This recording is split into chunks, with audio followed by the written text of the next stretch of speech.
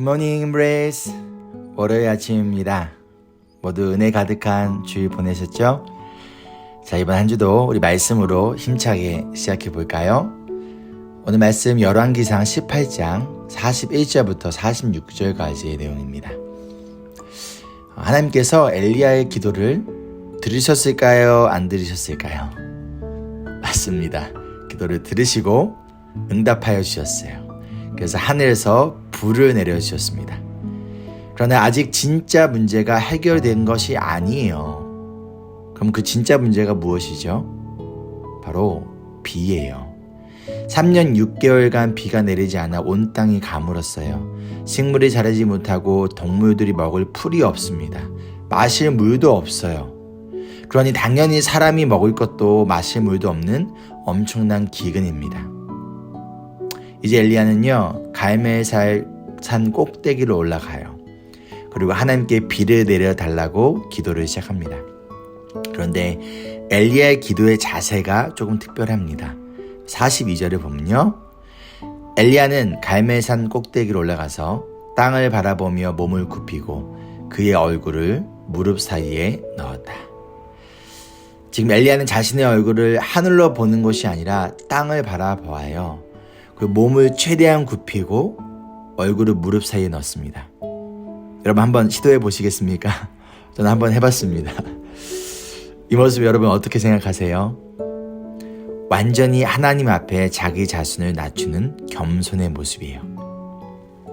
아마도 엘리야는 흥분되었을 거예요. 굉장히 익사이팅했을 거예요. 그렇죠? 수많은 사람들이 보는 앞에서 하나님이 하늘에서 불을 내려주셨어요. 그냥 작은 불이 아니라 모든 것을 싹 다 태워버리는 강력한 불이었습니다. 바알신을 섬기는 선지자 450명이 하루 종일 기도해도 아무런 일도 없었는데 나 혼자서 기도했는데 이 엄청난 일이 일어난 거예요. 그것도 누가 보는 앞에서? 왕 아합과 바알과 아세라 선지자들 그리고 모든 이스라엘 백성들이 보는 앞에서 일어난 일이에요. 얼마나 흥분이 될까요? 여러분 2002년 한국에서 열린 월드컵을 기억하십니까? 한국이 스페인을 꺾고 4강에 진출했을 때 모든 국민이 대한민국 짜짜짜짜짜 이것을 외쳤습니다. 승부차기에서 승리를 결정하는 골을 넣은 선수가 누군지 기억하십니까? 바로 홍명보 선수였어요. 홍명보 선수는 경기장을 뛰어다녔고 히딩크 감독은 하늘을 향해 어퍼컷을 날렸습니다. 모두가 소리를 지르며 흥분했어요. 어찌 보면 지금 엘리야는 이것보다 더 흥분된 상황이 아니었을까요? 한국이 스페인을 이기고 4강에 진출한 것보다 더 크고 엄청난 일 아닌가요? 그런데 엘리야는요, 사람들이 보는 앞에서 비를 데려달라고 기도하고 하늘에서 그때 비가 내리면 훨씬 더 멋있고 모든 사람들이 막 열광할 거예요. 그런데 엘리야는 그렇게 하지 않아요. 혼자 조용히 갈멜산 꼭대기로 올라갑니다. 사람들이 없는 곳으로 가요. 그리고 그곳에서 자신의 그 흥분을 가라앉히고 조용히 그리고 겸손히 땅에 엎드립니다. 얼굴을 무릎과 무릎 사이에 넣어요. 얼굴을 무릎 사이에 넣으면 어떻게 될까요? 귀를 가리게 됩니다. 귀를 막게 되는 거예요. 지금 사람들의 열광하고 흥분하는 소리를 듣는 것이 아니라 자신의 귀를 막고 온전히 하나님께만 집중합니다. 이어진 43절을 보면요, 얼마 동안 기도했는지는 알 수 없지만 엘리야는 자신의 종에게 바다 쪽을 살펴보라고 해요. 그러나 아무런 일도 일어나지 않습니다. 아무것도 보이지 않아요. 그래서 엘리야는 종에게 다시 다녀오라고 합니다. 몇 번까지? 그렇게 무려 7번을 시켜요. 한두 번 기도하고 포기한 것이 아니라 이 기도가 응답될 때까지 포기하지 않아요. 그리고 마침내 7번째가 되었을 때 종이 손바닥만한 작은 구름이 보인다라고 합니다. 그러자 44절에 엘리야는 아합 왕에게 사람을 보내어 비가 와서 길이 막히기 전에 어서 산을 내려가라라고 전합니다. 아직 비가 온 게 아니에요, 여러분. 하늘에 그냥 막 하늘이 막 먹구름으로 덮인 것도 아니에요. 그저 아주 작은 손바닥만한 구름이었어요. 그러나 그 손바닥만한 구름이면 충분했어요. 그리고 하나님께서 비를 내리실 것이라 믿고 행동으로 옮깁니다. 그러자 곧 하늘이 어두워지고 바람이 불고 큰 비가 내려요. 이렇게 하나님은 이스라엘의 가뭄을 해결해 주세요. 이렇게 하나님과 이스라엘의 깨어진 관계가 회복되어집니다. 예수님께서도 이러한 기도의 모습을 보여주셨어요.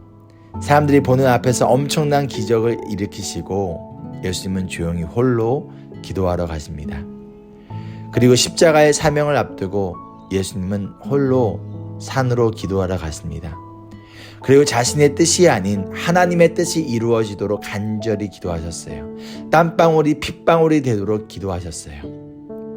그리고 하나님은 그 기도를 들으시고 우리에게 구원의 비를 내려주셨습니다. 우리의 기도를 돌아볼까요? 한두 번 기도하고 포기하십니까? 아니면 응답하실 때까지 기도하십니까? 한두 번 기도하고 마는 것이 아니라 하나님이 응답하실 때까지 기도해야 합니다. 여러분의 삶의 기도의 제목들이 응답될 때까지 포기하지 않고 끝까지 기도해야 됩니다. 그리고 그 가운데 우리에게 필요한 믿음은 온 하늘을 까맣게 뒤덮는 믿음이 아니라 손바닥만한 구름처럼 이 작은 믿음만 있어도 충분합니다. 그런데 우리의 중보자 되시는 예수님을 바라보고 의지하며 포기하지 말고 겸손히 그리고 끝까지 기도하지 않으시겠습니까? 적용 질문입니다. 첫째, 무엇에 집중하고 있습니까? 사람의 소리, 세상의 소리인가요? 아니면 하나님인가요?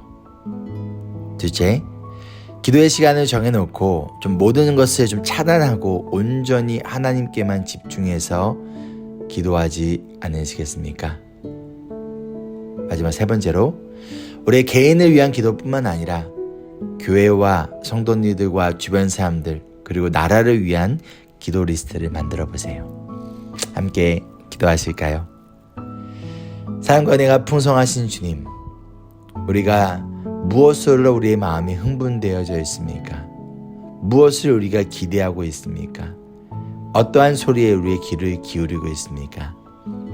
주님 앞에 홀로 온전히 귀를 막고 주 앞에 기도하며 나아가는 사람의 소리, 세상의 소리가 아닌 온전히 하나님의 말씀에만 집중하며 그것을 듣고 가운데 작은 믿음만 일지라도 하늘을 온통 덮는 구름이 아니라 손바닥만한 작은 구름일지라도 그것을 믿고 행동으로 행하여 나아가는 가운데 하나님께서 기도를 들으시고 응답하여 주심을 경험하며 나아가는 우리 모두의 삶 될 수 있도록 주여 도와주시옵소서. 오늘도 부르심을 받은 가정과 직장과 학교에서 예수님을 닮은 제자로 살아가기를 소망합니다. 주님께서 붙들어 주시고 주님께서 큰 은혜 베풀어 주시옵소서. 살아계신 예수 그리스도의 이름으로 기도합니다. 아멘. 이어진 15분 기도를 통해서 우리가 주님 앞에 온전히 집중하고 주님의 말씀에만 귀를 기울이는 그런 시간 되기를 소망합니다. Embrace Jesus, embrace people.